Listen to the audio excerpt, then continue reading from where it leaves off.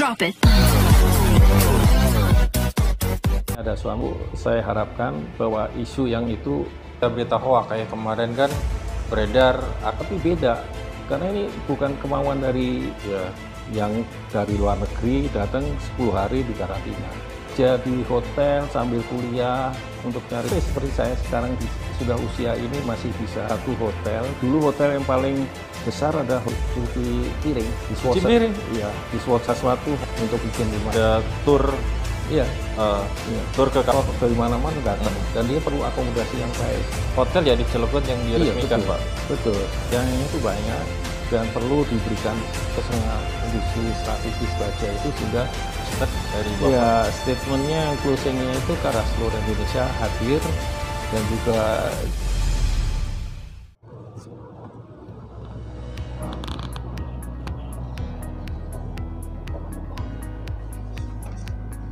Assalamualaikum warahmatullahi wabarakatuh. Sahabat Philip Online, kembali lagi dalam program podcast bersama saya Mang Pram. Kali ini saya sudah kedatangan tamu spesial, Bapak Ahmad Sari Alam. Apa kabar, Pak? alhamdulillah sehat, baik. Baik, alhamdulillah. Alhamdulillah di tengah kesibukan Pak Ahmad bisa berbincang-bincang nih bersama sahabat Philip Online. Seperti yang kita ketahui ya, Pak Ahmad ini selaku Ketua PHRI,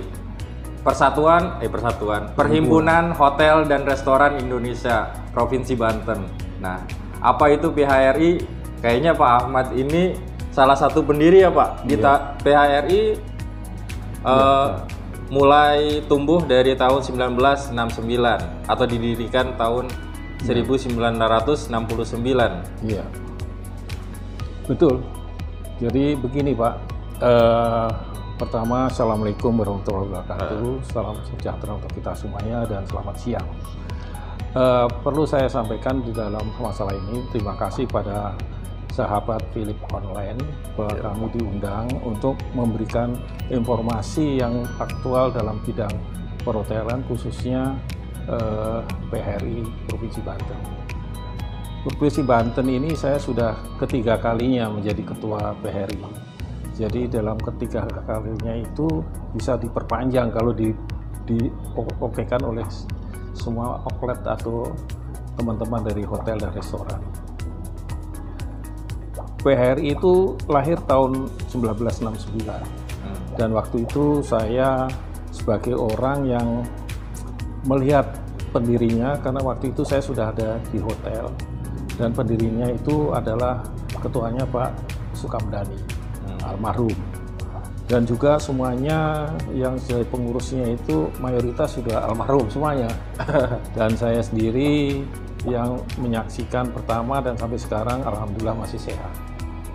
Dan dalam hal pendirian daripada hotel asosiasi pada waktu itu adalah membentuk suatu wadah daripada hotel dan restoran pada waktu itu dan pada waktu itu memang belum adanya kegiatan pariwisatanya diungkap lebih hebat seperti sekarang dan kenyataannya sampai 50 tahun dan sekarang sudah 53 itu PHRI dan pariwisatanya itu luar biasa, pendapatan income daripada pariwisata itu cukup baik sebelum adanya COVID. Dan kembali pada PHRI Provinsi Banten, pendapatan PHRI pendapatan pemerintah daerah untuk pajaknya itu dari hotel dan restoran itu mencapai 1 triliun. Waduh, per satu tahunnya. Berarti penyokong PAD lumayan cukup besar. Lalu yang keduanya setelah adanya COVID ini, ya kita masih alhamdulillah ada masuk tapi tidak terlalu besar. Dan kita pun juga seperti kelihatan tidak adanya besarnya pendapatan pajak, akhirnya pemerintah pusat juga memberikan dana kepada PHRI dan hotel dan restoran diberikan subsidi dana untuk bisa ke dalam keadaan COVID ini masih bisa eksis. Ya. Walaupun bagaimana masih banyak yang sudah tutup, setengah mati sudah ada sampai sekarang. Tapi di Provinsi Banten mengenai pariwisata itu memang kena musibah, tapi sekarang ini setelah COVID ini sudah menurun, itu yang seharusnya bangkitnya pariwisata itu terakhir. Tapi di Provinsi Banten ini cukup baik, tidak terakhir dari mulai sudah baik, karena dukungan antara pemerintah daerah dan stakeholder dengan masyarakat Provinsi Banten itu baik sekali, sehingga akhirnya pada awal-awal kondisi COVID menurun ini, itu okupansinya sudah mulai naik. Ya. Dan kenaikan ini karena apa? Karena Banten ini dekat dengan Jakarta.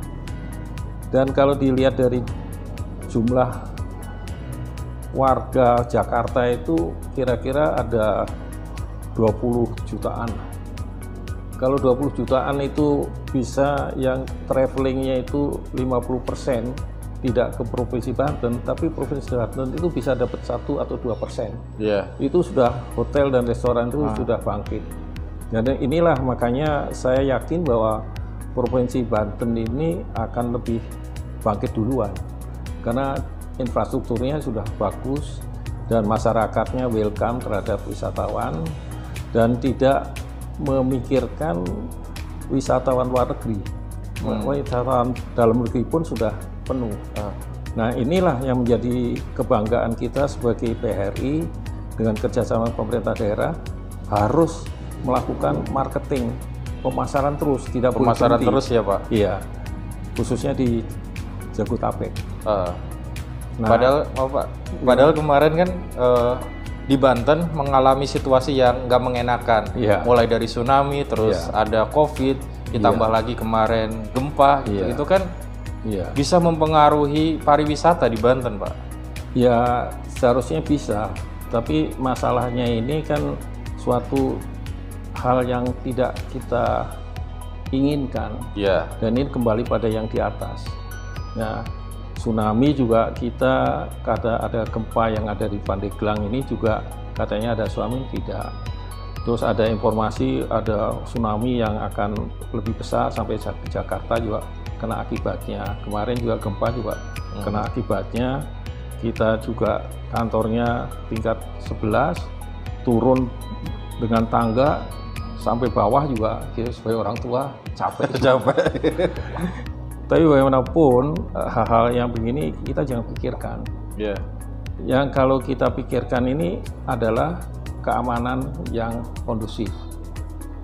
Nah, ini pun juga PHRI sudah mengadakan kerjasama dengan MUU dengan Polda Provinsi Banten. Polda Banten. Ya, jadi keamanan sudah terjamin sampai sekarang. Iya. Ini yang penting buat saya. Karena kalau yang lain-lainnya itu suatu bencana yang kita tidak bisa ngatur. Tapi bagaimanapun kondisinya sekarang juga sudah kelihatannya di pantai-pantai ini tadinya bagus, menurun karena itu ya untuk sementara saja. Dan juga kalau melihat daripada COVID, itu juga di Banten juga beberapa ada muncul hotel-hotel baru. Dan kenyataan sekarang sudah kondisinya mencapai yang terbaik, kondisi okupansinya bagus. Nah, untuk itu saya harapkan bahwa isu yang itu tolong agak diredamkan lah. Jangan diisukan terus. Kalau diisukan terus menjadi suatu negatif daripada pemasaran pariwisata. Belum lagi berita-berita hoax kayak kemarin kan beredar akan ada gelombang tinggi di Selat Sunda dan ternyata itu hoax. Nah, ini kan bisa mengancam pariwisata juga ya, Pak? Ya. Dan kita lihat bahwa dari semuanya itu kan tidak memikirkan itu. Orang luar negeri saja kalau ada begitu itu suatu yang wajar. Ya. Karena tidak dibagikan oleh manusia. Tapi ingat waktu di Bali kena bom Bali, itu mereka lebih takut. Akhirnya Bali menjadi sepi. Nah, ini juga sama juga tapi beda. Karena ini bukan kemauan dari manusia. Jadi pariwisata tidak begitu terlalu kena dampaknya, tapi kita harus bisa berusaha untuk mencari pemasaran yang sangat-sangat kita harapkan adalah yang dekat aja, Jakarta. Jakarta. Itu udah cukup baik gitu. apalagi pariwisata di Banten sebenarnya bagus-bagus ya Pak. Wisata pantai, pulau. Iya, betul. Tapi sekarang kalau saya lihat pantai memang agak menurun karena isu-isu yang akhir-akhir ini.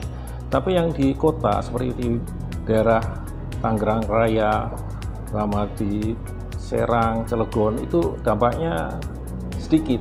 Okupansi masih bagus. Kenyataan banyak hotel-hotel baru yang muncul. Berarti dalam hal ini marketnya masih bagus. Hanya di pantai kelihatannya harus perlu perhatian khusus, di mana sekarang kita lihat dari Polda Banten itu mengadakan inspeksi ke pantai-pantai, memberikan informasi yang terbaik, dan memberikan suatu protokol kesehatan harus dilakukan. Itu menunjukkan bahwa menjadi keamanan. Yeah.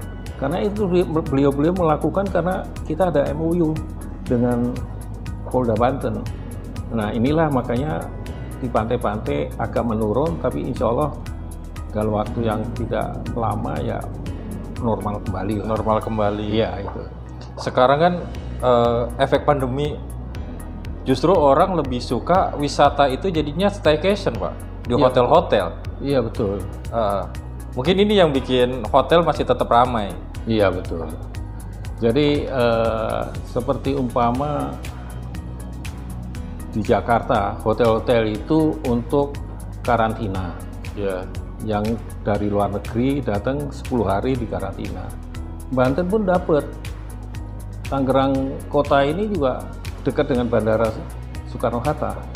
Dan mereka juga bisa milih di daerah Provinsi Banten. Itu juga akhirnya okupansi daripada hotel-hotel yang di kota itu masih bagus.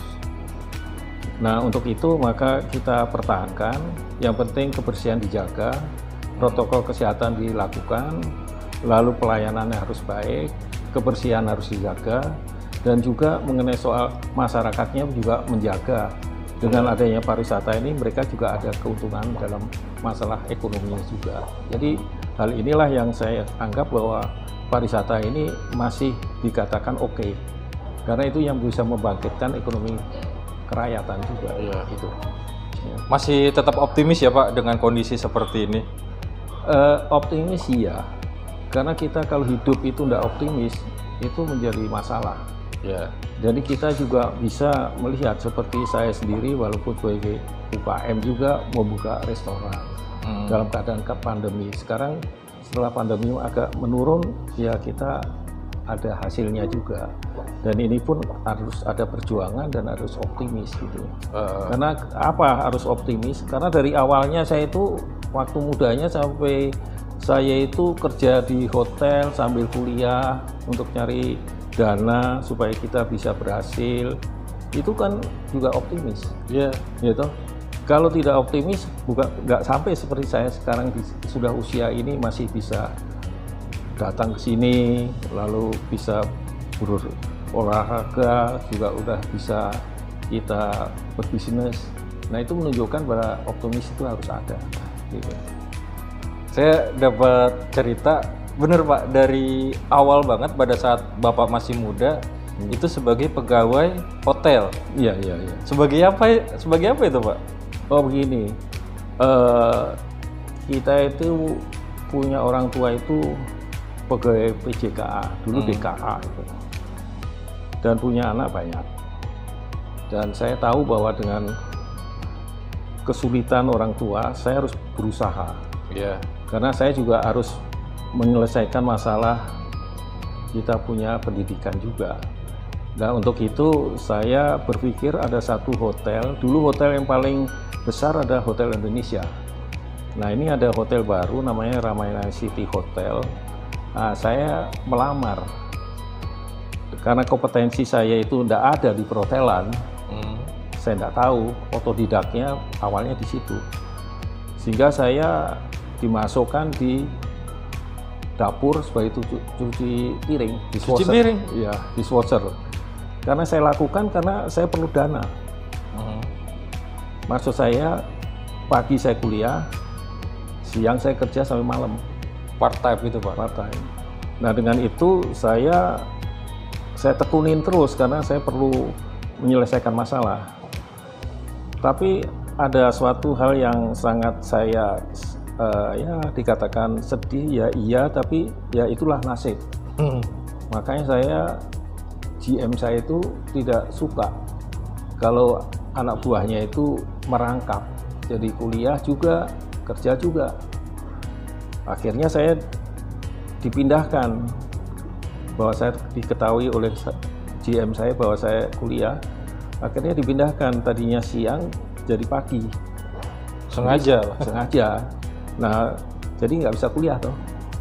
Tapi waktu di situ ada extension Fakultas Hukum itu di UI, saya daftar, jadi saya sore bisa kuliah, pagi kerja.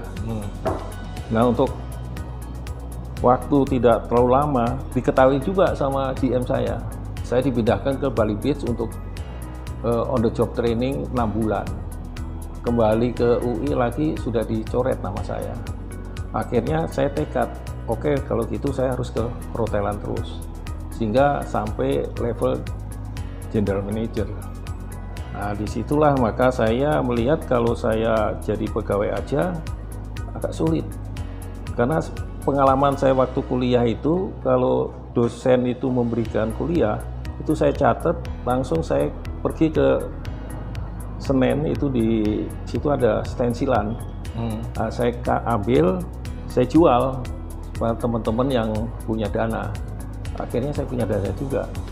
Dari situlah saya punya keinginan untuk menjadi entrepreneur. Nah, untuk menjadi entrepreneur itu, waktu saya dibawa oleh Pak Harmoko, ketemu sama Pak Gafur. Pak Gafur itu dulu Menteri Pemuda dan Olahraga zamannya itu. Ya. Tahun berapa itu, Pak? Wah, tahun 70-an lah kan itu. Sehingga saya dikatakan bahwa janganlah sekali-kali yang muda-muda itu di Jakarta.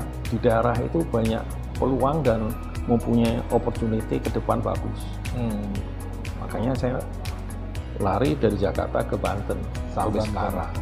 Jadi sebagai pengusaha gitu loh. Nah, akhirnya. Di Banten ngebuka apa Pak waktu itu, Pak? Pertama hotel juga, konsultan hotel. Dan sudah gitu saya membuka beberapa outlet seperti kita, karena ini Kota Baja, kita bisa menjadi mitranya Krakatau Steel, lalu juga membuka restoran, membuka travel bureau, macam-macam yang ada hubungannya dengan pariwisata. Yeah. Nah, karena kompetensi saya jadi dishwasher, makanya setelah saya bisa berbuat untuk membuat HCI itu mengenai LSP, lembaga sertifikasi dengan BNSP, maka alhamdulillah saya bisa memberikan asesi hotel dan restoran yang di Banten itu sampai ada 3.000 yang sudah dapat sertifikat uji kompetensi, yang sifatnya sertifikatnya itu berlaku di ASEAN. Nah, disitulah saya merasa kebanggaan saya dan merasa kepuasan saya ada di Banten dan ada kemampuan sehingga saya membuat anak bangsa bisa mempunyai uji kompetensi. Karena dulunya saya tidak punya uji kompetensi jadi tukang cuci piring. Nah, uji kompetensi ini untuk semua para pegawai hotel, Pak? Iya. Mulai dari mana nih? Apa? Ya, dari housekeeping, front office, kitchen, dan dari FB service, semuanya. Dan juga SMK ini kan sekarang ada SMK pariwisata toh. Pariwisata. Nah, itu juga bisa dapat uji kompetensi. Sehingga dia kalau sudah keluar dari SMK itu dia udah ada pegang sertifikat itu, bisa masuk ke hotel itu lebih mudah. Oh gitu. Itu manfaat salah satu mengikuti uji kompetensi, Pak. Iya, gitu. Mudah-mudahan dengan adanya sudah 3.000, kalau saya hitung-hitung seluruh Banten itu kira-kira ada 18.000 asesi pegawai hotel dan restoran. Banyak, dan ya? Harapan ini kami sudah didukung oleh pemerintah daerah untuk membuat uji kompetensi yang disetujui oleh DPRD. Akhirnya kita diberikan asesi dan biayanya itu dari pemerintah daerah. Oh, berarti ada dukungan nih dari pemerintah daerah untuk sama pusat juga. Oh, pusat juga. Iya, dalam bentuk dana untuk kita menguji tanpa orang yang ikut itu uji kompetensi itu tidak bayar. Oh, tidak bayar. Ya, sehingga itu membuat pariwisata di Banten itu lebih wake up karena anak-anaknya itu sudah punya uji kompetensi dan pelayanannya akan bagus dan wisatawan juga akan repeat kembali karena dia merasa puas gitu. Itu kepentingan, itu penting, harus dilakukan. Kalau tidak, itu akan tergerus oleh pemasaran. Nanti orang juga datang ke Banten itu sekali sudah, nggak mau lagi. Yang keinginan kita mau lagi karena mereka sudah punya kemampuan pelayanan. Iya. Gitu. Karena semuanya sudah tersertifikasi. Betul. Gitu. Alhamdulillah, dan dia didukung oleh BNSP itu dari Departemen Tenaga Kerja. Oh gitu. Jadi teman-teman yang bekerja di perhotelan yang sudah tersertifikasi ini memiliki jaminan hukum. Iya, dia seperti STNK aja. Kalau kita punya ROBUES itu kan jaminannya kan 3 atau 5 tahun tuh.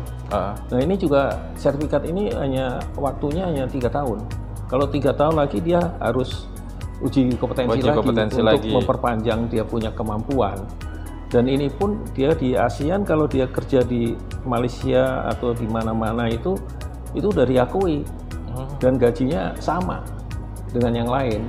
Kalau dari Filipina atau dari Kamboja atau dari Thailand, ini sama. Jadi ada anak-anak bisa apply ke cruise di nama kapal pesiar.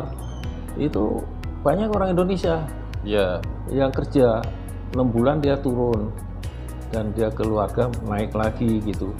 Jadi karena sertifikat itu, jadi kebanggaan kita luar biasa itu. Gitu. Jadi untuk sertifikasi ini masih terus dilaksanakan, Pak? Iya, karena kita dapat lisensinya juga sama 5 tahun. Kalau 5 tahun diperpanjang, nah ini juga kita akan diperpanjang juga dan kita dapat 5 tahun lagi. Nah, 5 tahun ini kita berkarya di Provinsi Banten untuk uji kompetensi ini akan lanjut terus sehingga semua daripada hotel dan restoran itu bisa semuanya punya sertifikat. Nah, sertifikat ini adalah bentuk daripada Undang-Undang Pariwisata Nomor 10 Tahun 2009. Dan ini harus dilakukan. Dan pemerintah perlu membantu karena kita juga sudah membayar pajak itu juga begitu banyak. Kalau sebelum COVID itu 1 triliun, kalau kita dapat 0,5% aja kan bisa menyelesaikan masalah. Masih tetap besar. Iya. Lebih besar lagi kita dapatnya nanti pajaknya. Insya Allah kalau COVID ini sudah selesai, Banten itu potensi pajaknya bagus. Bagus ya. Iya. Gitu. Apalagi dukungan infrastruktur di Provinsi Banten juga sudah bagus ke daerah-daerah wisata. Betul. Jadi seperti tahun kemarin tuh tol dari Serang ke Panimbang itu kan sudah sampai ke Lebak. Efeknya apa? Orang mau lihat daerah Baduy. Kalau dulu kan muter ke Pandeglang lalu ke Lebak, terus lagi itu kan bisa 3-4 jam. Nah dari Jakarta sekarang dengan 2 jam aja sudah sampai Baduy. Ya. Dan ingat bahwa waktu Presiden memberikan pidatonya di DPR, MPR, itu kan menunjukkan bahwa beliau juga pakai pakaian Baduy. Efeknya pakaian Baduy yang dibikin orang Baduy cepat habis.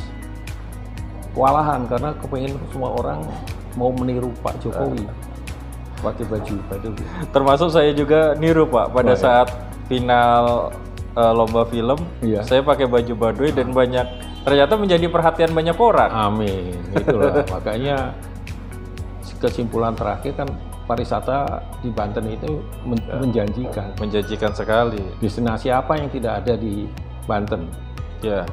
Nah itu menjadi modal khusus dari pemerintah daerah, dan pemerintah daerah juga membantu stakeholder daripada pariwisata untuk kerjasama dalam bidang pemasaran, pendidikan, lalu dengan infrastruktur yang ada, kebersihan.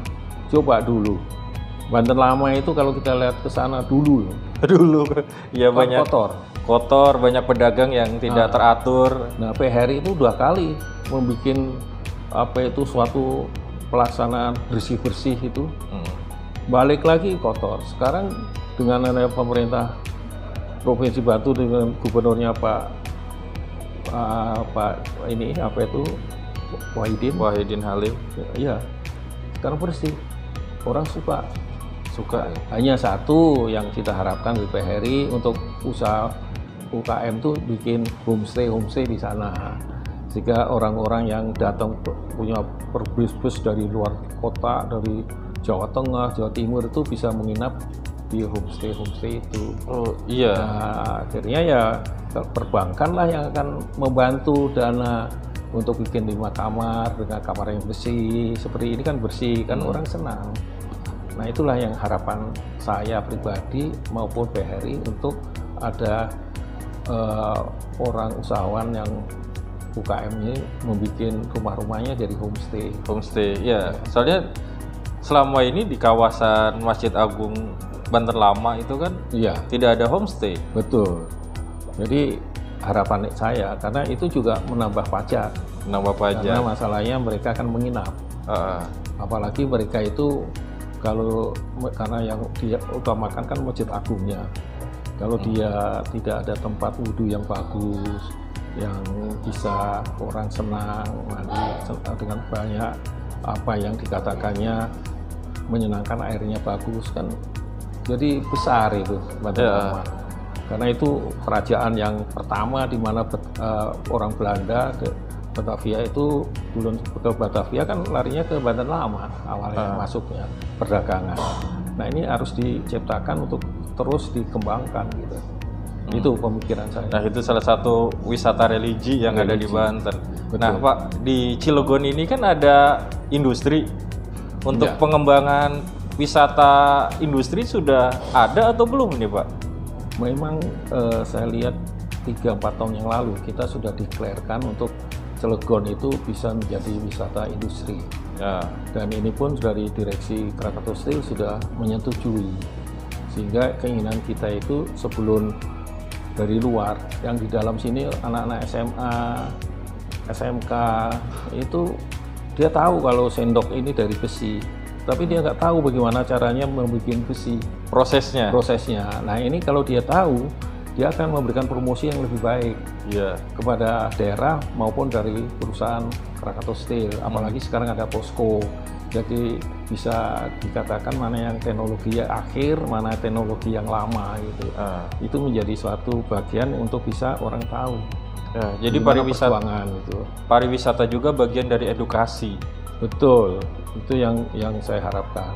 Dan ini pun sudah dibaca oleh bapak-bapak pemerintah daerah, khususnya Pak Wali Kota juga diinformasikan, dan beliau juga meminta dukungan dari Menteri Pariwisata dan Kreatif, Pak Unung, bahwa itu perlu karena Cilegon itu wilayahnya itu tidak luas, kecil, cari tempat juga tidak mudah.